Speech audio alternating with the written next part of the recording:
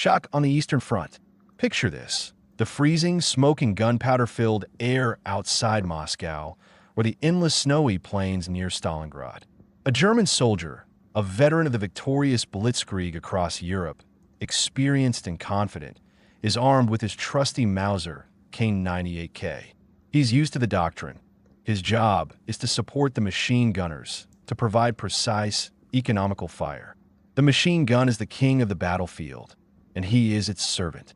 Then he clashes with Soviet infantry, and something unthinkable happens. Instead of single, carefully aimed shots, his position is hit by a hailstorm of fire. Not from machine gun, no. This is intense, rapid fire from rifles. Fire coming not from special units, but from regular infantrymen. Each one has a Tokarev SVT 40 self-loading rifle. While the German soldier chambers one round, works the bolt, aims, and fires, the Russian soldier can send 5 or 6 bullets his way. This wasn't just a tactical surprise. It was a strategic shock. The entire Wehrmacht doctrine built around the overwhelming firepower of the MG-34 and MG-42 machine guns suddenly cracked. The German infantry, at the level of the individual rifleman, was suddenly playing catch-up.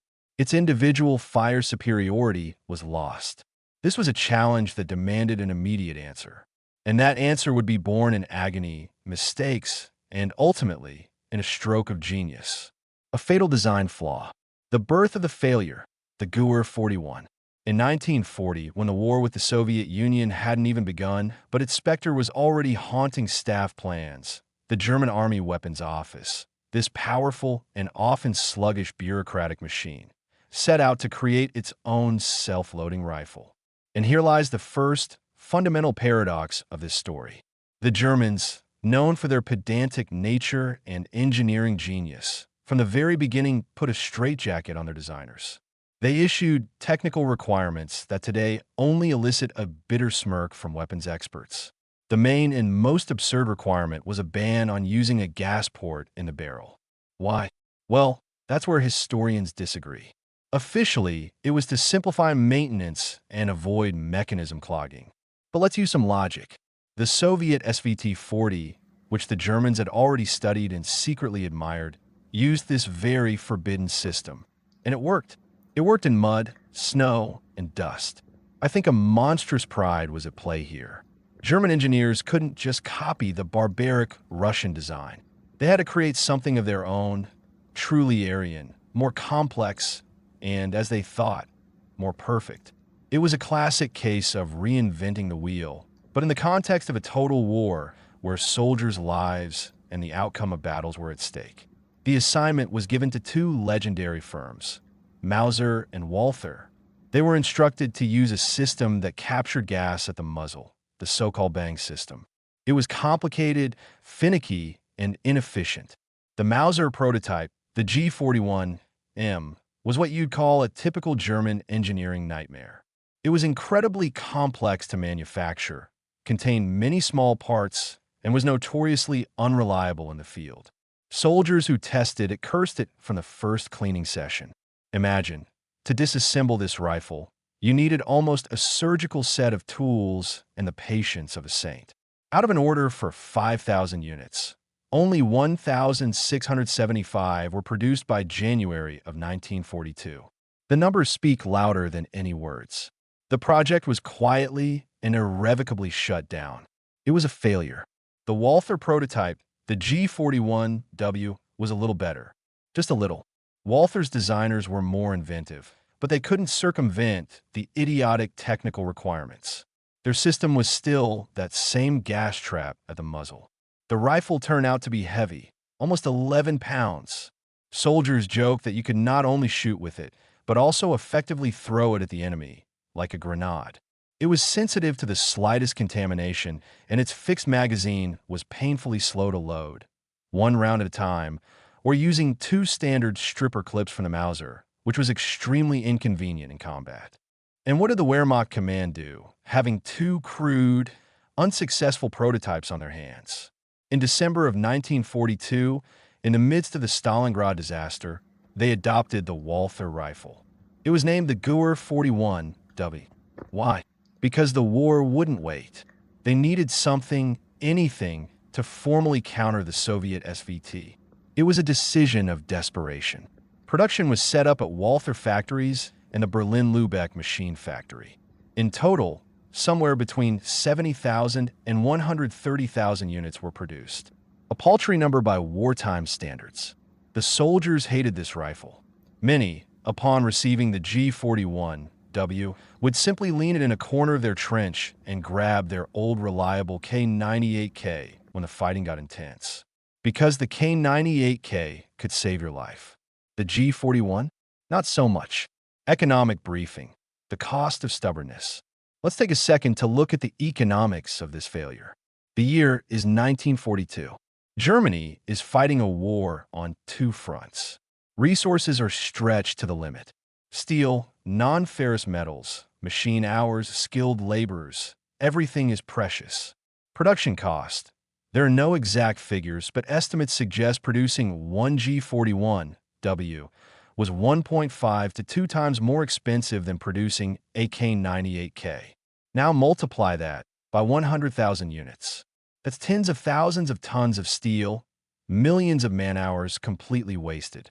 Opportunity cost. Those same resources could have been used to produce more needed items: machine guns, anti-tank rifles, mortars. Instead, Germany was producing a complex, unreliable weapon that the troops didn't even want. Logistical nightmare. Imagine the entire army logistics chain: production, delivery to the front, ammunition supply, soldier training, repair workshops. This giant machine was working to deliver a rifle to the front lines that was more likely to fail than to help. That's colossal inefficiency. The conclusion is simple. Stubbornness and an unwillingness to learn from the enemy cost the Third Reich a fortune and, far more importantly, precious time and strategic advantage. The moment of truth. The trophy teacher and the birth of a legend. The Gewehr 43. So what was happening on the front lines all this while? German soldiers, being practical guys, quickly figured out, if our rifle is a bulky, finicky monster, then the enemy's SVT-40 is light, reliable, and effective. A real boom for trophy SVTs began. The Germans gladly picked them up from the battlefield and used them, despite strict prohibitions and ammunition issues. This was the most eloquent indictment of their own design. The soldierly brotherhood, the trench truth, proved stronger than bureaucratic regulations. And here, finally, a shift occurred in the minds of the command and the designers. They swallowed their pride.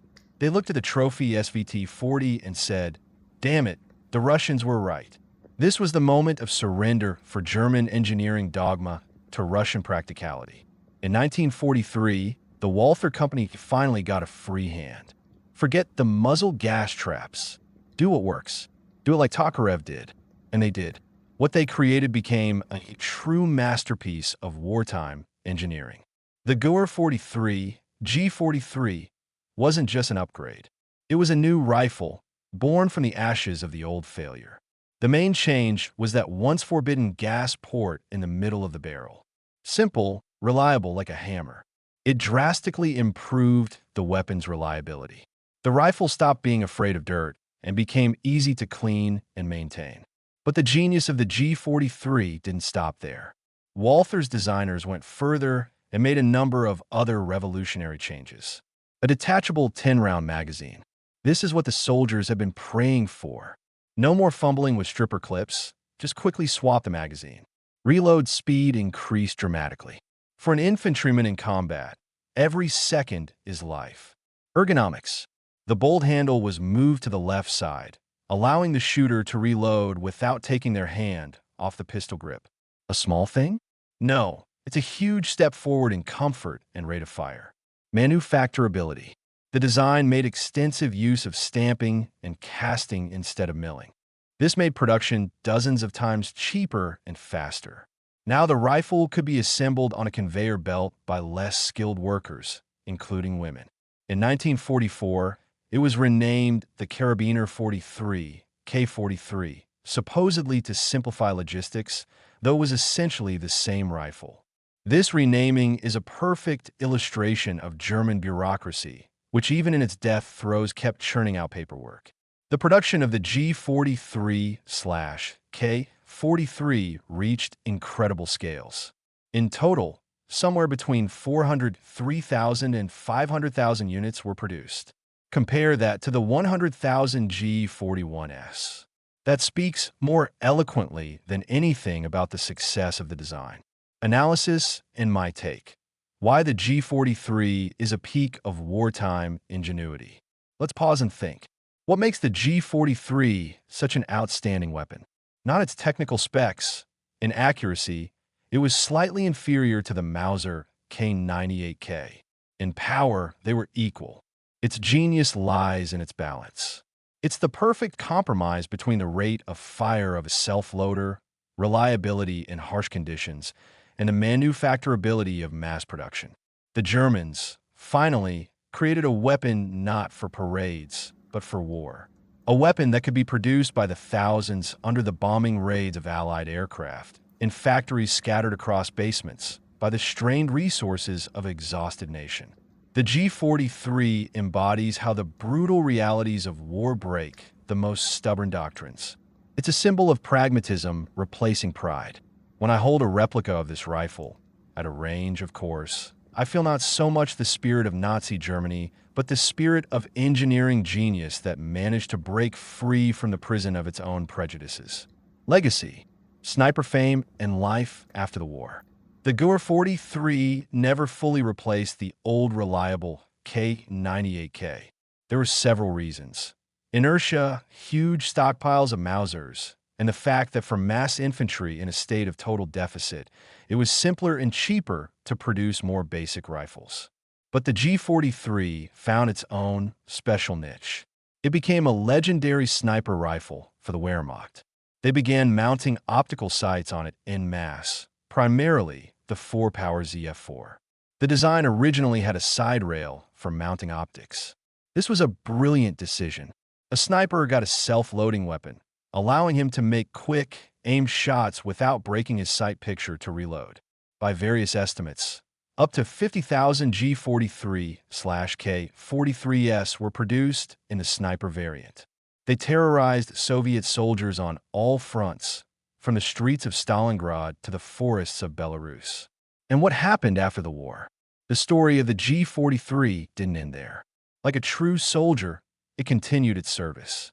Czechoslovakia adopted these rifles for its army for several post-war years. Yugoslavia used captured G43s right up until the Balkan conflicts of the 1990s. There is evidence that several of these rifles even surfaced in Vietnam, finding their way into the hands of Viet Cong guerrillas from old stockpiles. Today, the Gewehr 41 and, especially, the Gewehr 43 are priceless collector's items. They are hunted by museums and private collectors all over the world.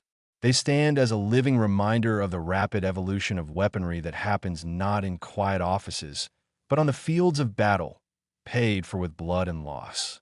Lessons we can't afford to forget. The story from the G41 to the G43 isn't just a technical briefing.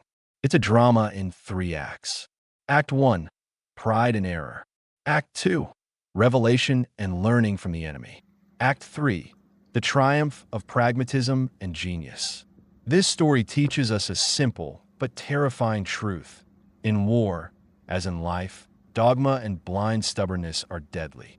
And the ability to admit a mistake, face the truth, and adopt a successful experience is not a weakness, but the greatest strength. The Germans paid for this lesson with tens of thousands of their soldiers' lives. Men who went into battle with unreliable weapons and with millions of Reichsmarks thrown to the wind. But in the end, they managed to create a weapon that earned its place in history. A weapon that still makes us admire the engineering thought behind it, even if it was born within the bowels of a monstrous war machine. Well, folks, that's the end of our big saga about the German self-loaders. I hope it was as gripping for you as it was for me when I was putting it together. It's a story with real drama, isn't it? So what do you think? Could the Germans have avoided the G41 failure if they'd just copied the SVT from the start? Or is pride too strong? I'm looking forward to your hottest takes, debates, and questions in the comments below.